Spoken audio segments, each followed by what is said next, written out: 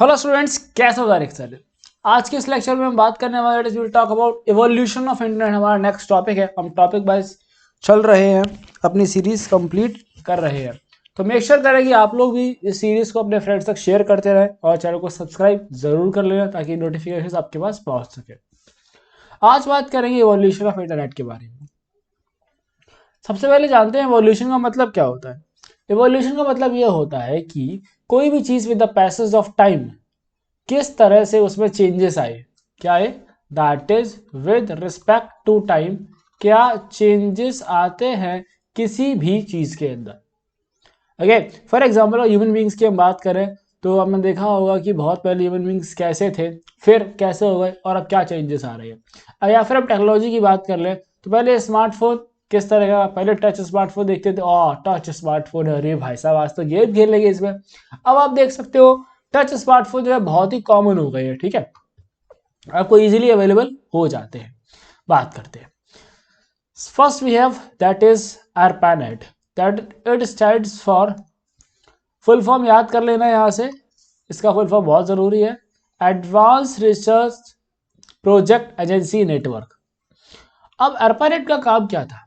कोई भी चीज हम शुरू करते हैं तो उसका एक गोल होता है। ठीक है, एक एम के साथ में चीजें शुरू की जाती है। इसका काम था that is the goal of this project was to connect computers at different universities, यानी कि जो यूनिवर्सिटी के अंदर के कंप्यूटर्स है हम उनको बस कनेक्ट करना चाहते हैं। ऐसा कोई भी गोल नहीं था कि एक सिटी के सारे कंप्यूटर कनेक्ट हो जाए, नहीं। बस गोल इतना सा था कि भाई हम जो है अपनी यूनिवर्सिटी के अंदर, ठीक है, जितने भी कंप्यूटर्स हैं उनको क्या करना चाहते हैं, कनेक्ट करना चाहते हैं। देन इसके बाद क्या हुआ, इसके बाद नेशनल साइंस फाउंडेशन ने एक नेटवर्क इन्वेंट किया, that was NSF net, that was NSF net. अब ये एनएसएफ नेट की कहानी क्या है कि एनएसएफ नेट जो है इसकी कैपेबिलिटीज आपकी ARPANET से काफी ज्यादा कैपेबिलिटीज इसमें थी नाउ।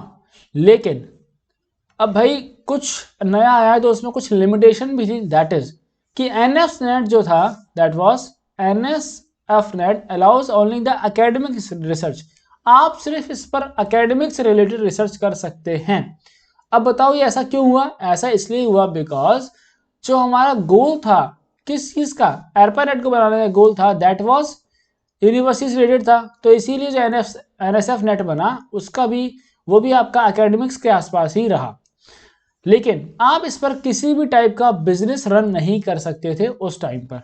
ओके ना, फिर उसके बाद क्या हुआ, जैसे जैसे टेक्नोलॉजी बढ़ती गई टाइम के साथ में जो और कंपनीज हैं उन्होंने अपने खुद के नेटवर्क क्रिएट करना शुरू किया, that is they have created their own network.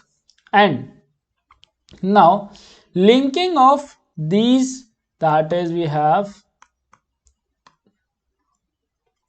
Linking of these two and some other network, कौन कौन से, ARPANET, NSF net and some private network को अगर हम मिला दें फिर उसका एक कॉमन नेम पड़ा, दैट वाज इंटरनेट। क्या नेम पड़ा? That was a common name was given, that is known as internet. Okay now originally आपका जो ARPANET है that was closed in 1990 and NSF net was stopped in 1995। और 1995 के बाद से ही जो है आपका कमर्शियल इंटरनेट सर्विसेज देखने को मिल रही है, जो कि आपकी आज तक हमें इंटरनेट की सर्विसेज प्रोवाइड करवा रही है। अब बात करते हैं व्हाट इज इंटरनेट। यूज तो हम सभी बहुत ज्यादा करते हैं। चलो, what is a internet? Internet is a world wide network. World wide का मतलब क्या है भाई? पूरे वर्ल्ड में फैला हुआ नेटवर्क है। किस चीज का नेटवर्क है? That is it is network of computer networks. Now internet is a super network. इसको सुपर नेटवर्क भी कहा गया है। इसको आप इस चीज को थोड़ा सा यहाँ पर हाईलाइट कर लीजिए, that is internet is a super network. It connects many smaller network together and allows all computers to exchange information with each other। Internet क्या करता है भाई? सारे जितने भी हमारे स्मॉल नेटवर्क्स हैं, फॉर एग्जांपल कि अगर एक कंपनी सॉरी फॉर दैट, अगर एक कंपनी है तो एक तो उसका खुद का नेटवर्क है, ठीक है, और वो जो कंपनी है वो हमारा इंटरनेट से भी कनेक्टेड है। तो कैन वी से कि एक small that is smaller networks जो है उनको हम अपना बाकी सारे कंप्यूटर से इंफॉर्मेशन एक्सचेंज कर सकते हैं globally. Now we have some common set of rules for the internet, that is the common set of rules for communication are called protocols। ये मैंने आपको पहले ही बताया था कि प्रोटोकॉल्स क्या होते हैं, कुछ रूल्स होते हैं कम्युनिकेशन के। जैसे आपने देखा होगा इंग्लिश कुछ रूल्स होते हैं, that is we call it as a grammar, वैसे ही हमारा यहाँ पर भी होता है। Now internet uses a set of protocols. अब इंटरनेट जिस प्रोटोकॉल्स को यूज करता है उसको हम कहते हैं that is TCP and IP. क्या कहते हैं बेटा? We call them as TCP and IP. TCP और आईपी का फुल फॉर्म समझ लो। टीसीपी का फुल फॉर्म होता है that is transmission control protocol and IP stands for internet protocol. IP stands for internet protocol. Now how does your internet work? आपका internet काम कैसे कर रहा है? तो इंटरनेट काम करने के लिए हमारी दो यहाँ पे कुछ पॉइंट्स मैंने दिए हैं, इनको समझ लेते हैं। First one is gateway. Gateway it is a device that connects dissimilar network. क्या करती है गेटवे? गेटवे कनेक्ट करता है दैट इज डिसिमिलर नेटवर्क्स को। ये बात आपको ध्यान रखनी है ना। बैकबोन क्या होती है भैया? जैसे हमारी भाई पूरी एक बॉडी की बैकबोन होती है ना, ठीक है। सबसे इंपॉर्टेंट चीज क्या है? बैकबोन। अगर बैकबोन में कोई इश्यू आता है तो बॉडी फिर सही से काम नहीं कर पाती है। Now it is a central interconnected structure that connects one or more network just like the trunk of a tree or the spine of a human being। यानी कि आपके जितने भी बाकी सारे कंपोनेंट्स रहेंगे उन सभी को एक नेटवर्क से जोड़ने का काम कौन कर रहा है? हमारा बैकबोन कर रहा है। Now in internet most computers are not connected directly to the internet.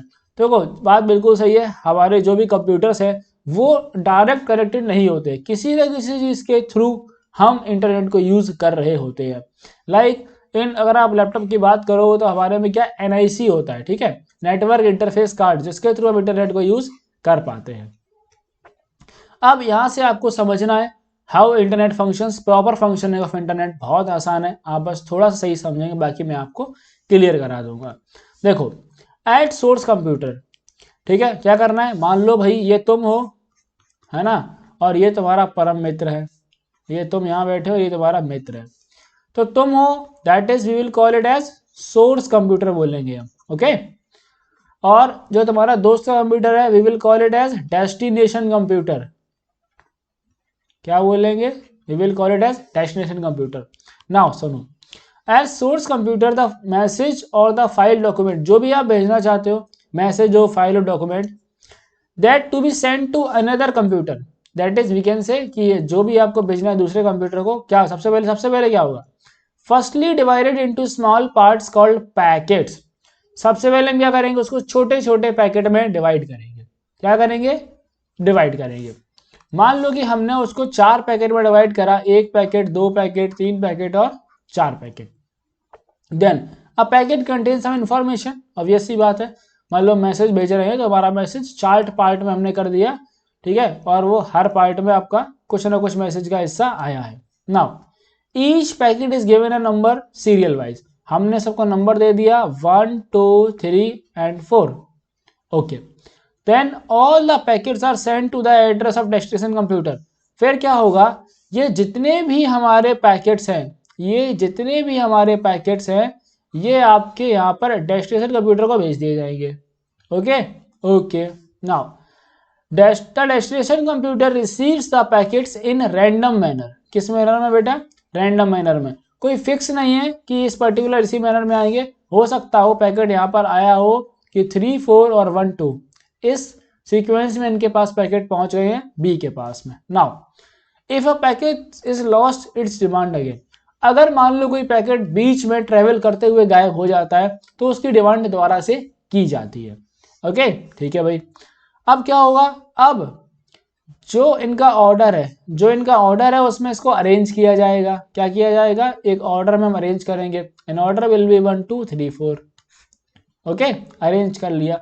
अब हमने अरेंज कर लिया, नाउ तो क्या होगा कि हमारा जो मैसेज है वो हमें मिल गया है, and the message is obtained.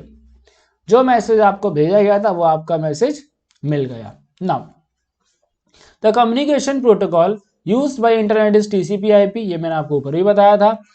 अब इसमें समझो टीसीपी क्या काम करता है और आईपी क्या काम करता है।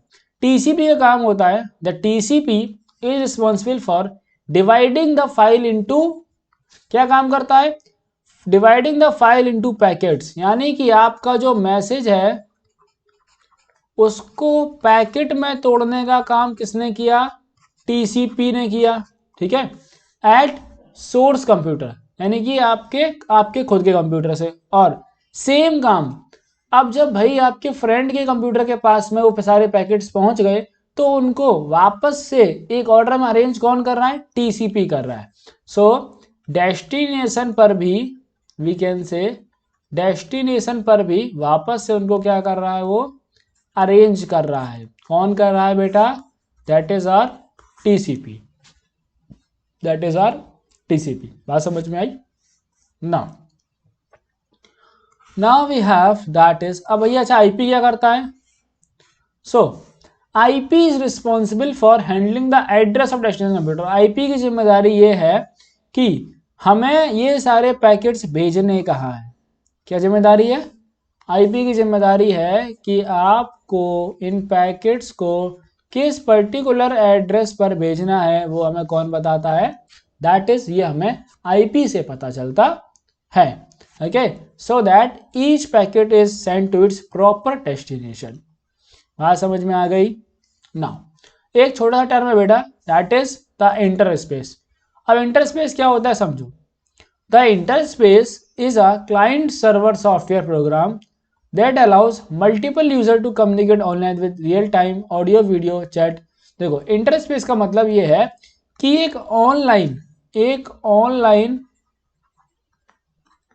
स्पेस है जहां पर यूजर्स, मल्टीपल यूजर्स हो है अपना रियल टाइम डेटा कौन कौन सा, that is audio video and text अपना शेयर कर सकते हैं। इंटरस्पेस का एग्जांपल हम समझ सकते हैं, that is we have like Zoom call, ठीक है, जैसे हमारा जूम कॉल है ना, तो उसमें क्या होता है, हम अपना real time audio, real time video, text message सारे जो है शेयर कर सकते हैं, इसको हम कहते हैं इंटरस्पेस। सो यहां से आपके जो है फुल फॉर्म्स आ सकते हैं, टीसीपी आईपी, टीसीपी आईपी में डिफरेंस आपसे पूछा जा सकता है, और आपका इंटरनेट कैसे फंक्शन कर सकता है, ये क्वेश्चंस हमारे यहाँ से बन सकते हैं इस टॉपिक के ऊपर से। बाकी हम मिलेंगे आपसे नेक्स्ट लेक्चर के साथ में। तब तक के लिए अगर आपको मेरे ये नोट्स चाहिए हो तो आप डिस्क्रिप्शन बॉक्स में लिंक्स दिए गए हैं, वहां से आप नोट्स को ले सकते हैं। तब तक do share with your friends and don't forget to subscribe to the channel.